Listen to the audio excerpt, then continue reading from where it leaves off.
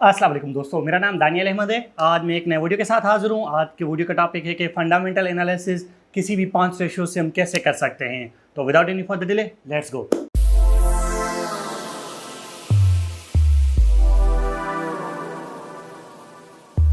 Video को start करने से पहले प्लीज़ मेरे चैनल को सब्सक्राइब कर दें और लाइक का बटन भी दबा दें ताकि मेरे फॉलोअर्स भी बढ़ें और सब्सक्राइबर्स भी बढ़ें।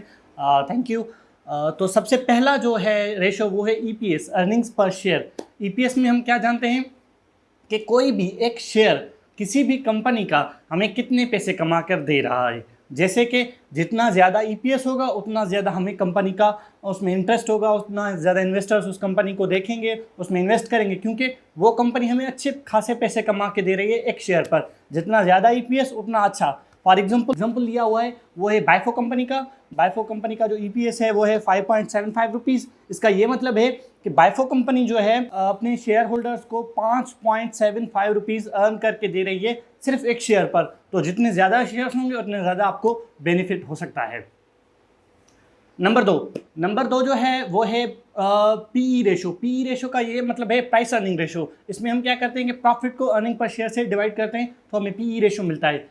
पीई रेशो का ये सीन है कि उसमें क्या होता है, जितना पीई रेशो कम होगा, अगर कंपनी स्टेबल है, अगर उस कंपनी का जो है वो ग्रोथ एक्सपोनेंशियल नहीं है, तो जितना पीई रेशो कम उतनी ज़्यादा अच्छी कंपनी। अगर कंपनी ग्रोथ रेट आप उसके लास्ट 3 ईयर्स के या 5 ईयर्स के अर्निंग्स देखें, मतलब प्रॉफिट देखें, अगर वो एक्सपोनेंशियल ग्रो कर रहा है तो पीई रेशो अगर हाई भी है तो भी फिर भी कोई मसला नहीं, आप उसमें इन्वेस्ट कर सकते हैं। लेकिन किसी भी कंपनी का अगर पीई रेशो नॉर्मल चल रहा है तो आप उस कंपनी में इन्वेस्ट ना करें तो अच्छा होगा, क्योंकि वो इतना ज़्यादा आपको ज़्यादा इन फ्यूचर इन्वेस्ट करने का कोई वैल्यू नहीं दे रही। तो पी रेशो जितना कम उतना अच्छा। पी रेशो पर मैंने एक अलहदा वीडियो बनाई हुई है, आप लिंक मैं उसका दे दूंगा, आप वो देखें, आपको ज़्यादा नो हो जाएगी। लेकिन इन सिंपल लेमन टर्म्स जितना पी रेशो कम, अगर कंपनी ग्रोथ नहीं करे तो उतना ही ज़्यादा अच्छा। नंबर थर्ड जो है बुक वैल्यू या price to book value. Price to book value में बुक वैल्यू का ये सीन है कि अगर कंपनी के बुरे दिन आ जाते हैं, कंपनी बैंकरप्सी फाइल करती है, कंपनी का दिवाला निकल जाता है, तो उस टाइम पर जो कंपनी के पास एसेट्स हैं उसमें से आपको एज ए शेयर होल्डर कितना पैसा मिल रहा है, तो उसको कहते हैं बुक वैल्यू। मतलब कि एक शेयर कंपेयर में आपको कितने पैसे मिलेंगे उसको कहते हैं बुक वैल्यू। बुक वैल्यू ये है, तो ये हो गया कि नॉर्मल जो है वो नॉर्मल ट्रेंड में बुक वैल्यू 1 से 1.5 होना चाहिए नॉर्मल केसेस में। जिस कंपनी, अगर कंपनी मैन्युफैक्चरिंग में है या कंपनी ग्रोथ फेज में है या कंपनी आप जो समझते हैं कि इसका फ्यूचर है, जैसे कि अब इलेक्ट्रिक कार्स हो गई या ड्रोन्स हो गए, तो ऐसी है कोई टेक्नोलॉजी बेस्ड कंपनी है, तो उसका अगर प्राइस टू बुक वैल्यू 3 तक है तो भी चलेगा। 3 तक भी अगर प्राइस टू बुक वैल्यू है उसका 3 रेशो तो भी चलेगी। तो प्राइस टू बुक वैल्यू का सिंपल टर्म्स में, अगर कंपनी का दिवाला निकल जाता है, अगर कंपनी बैंकरप्सी फाइल करती है, तो उसमें आपको कितने पैसे पर शेयर पर मिलेंगे, इसको कहते हैं price to book value. Number four ये है कि debt to equity ratio. Debt to equity ratio का ये सीन है कि उसमें ये होता है कि कंपनी कितना लोन ले रही है, कंपनी कितना लोन ले रही है डेली बेसिस पर अपने ऑपरेशंस को चलाने के लिए। कंपनी कितना लोन ले रही है डेली बेसिस पे अपने ऑपरेशंस को चलाने के लिए, इसे कहते हैं debt to equity ratio. Debt to equity ratio अगर हाई है तो ये कंपनी रिस्की साबित हो सकती है, क्योंकि अभी जैसे देखें कोरोना की वजह से बहुत सारे कंपनीज का जो है डेली का कारोबार नहीं चल रहा, तो उनको क्या होगा कि अपनी लोन पेमेंट्स तो देनी होंगी ना पर मंथ के हिसाब से।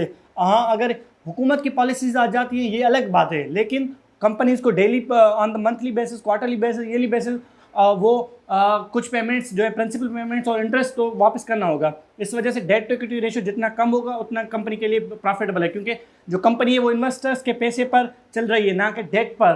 तो लोन लेना basically is not a bad thing. Loan companies ले सकती हैं, ये अच्छी बात है लोन लेना, लेकिन किसी हद तक, किसी नॉर्मल रेंज तक। तो ये डेट टू इक्विटी रेशो है कि कंपनी कितने पैसे उधार ले रही है, एज अ लोन ले रही है अपने डेली के ऑपरेशंस चलाने के लिए। जितना डेट टू इक्विटी रेशो कम होगा उतना कंपनी के लिए बेनिफिट है। नंबर 5 ये है रिटर्न ऑन इक्विटी। मतलब कि कंपनी जो है वो कितना पैसा आपको दे रही है एज अ इन्वेस्टमेंट, कि आप कितने पैसे कंपनी आपको कमा के दे रही है, 100 रुपये पे, 50 रुपये पे, जितने आपने पैसे इन्वेस्ट किए हुए हैं उस पर। इसका ये मतलब है कि अगर कंपनी जो अपने ऑपरेशंस कर रही है, ऑपरेटिंग कास्ट हो गई या जो भी अपने डेली बेसिस के ऑपरेशंस हैं कंपनी के मेन ऑपरेशन, जैसे मैन्युफैक्चरिंग में हो गई या सर्विसेज में हो गई, वो करके आपको कितने पैसे कमा के दे रही है।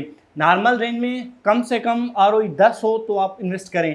किसी भी कंपनी की अगर ROE 10 से कम है तो आप उसमें इन्वेस्ट ना करें, क्योंकि फिर तो आपको सेविंग अकाउंट बैंक में खुलवा देना चाहिए, वही अच्छा खासा रेट दे रही हैं। और जो आजकल इंटरेस्ट रेट आजकल कम है 8 के करीब है, लेकिन जो नॉर्मल पाकिस्तान में इंटरेस्ट रेट है वो डबल डिजिट में 11 पॉइंट समथिंग पर जाएगा, ये नॉर्मल है। तो हमेशा ये देखें 10 से कम वाली कंपनीज में इन्वेस्ट ना करें, क्योंकि ये जो होगा फिर वो उसका कोई फ़ायदा नहीं होगा। ये जितने भी मैंने शेयर्स ये वो आपको कैलकुलेशंस रेशियोज बताएं, ये आपको sctrade.com कंपनी पर मिल जाएंगे। आपको कैलकुलेशन करने की कोई ज़रूरत नहीं है, क्योंकि ये इजीली हर चीज़ अवेलेबल होती है।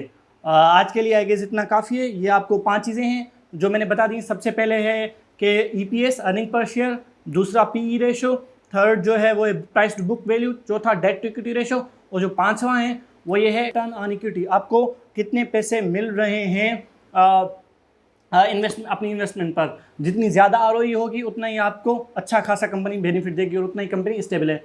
आई गेस आज के लिए इतना काफ़ी है। मिलते हैं नेक्स्ट वीडियो में। अल्लाह हाफिज़। Thank you.